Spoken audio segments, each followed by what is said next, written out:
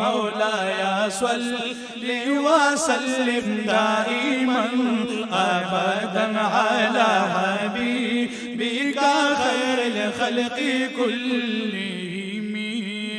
محمد سيد الكونين والثقلين والفريقين من عرب ومن عجم.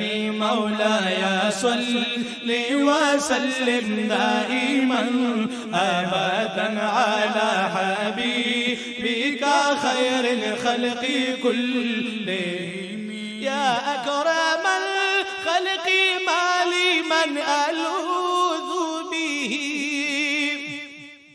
يا أكرم الخلق ما لي من ألوذ به سواك عند حلول الحادث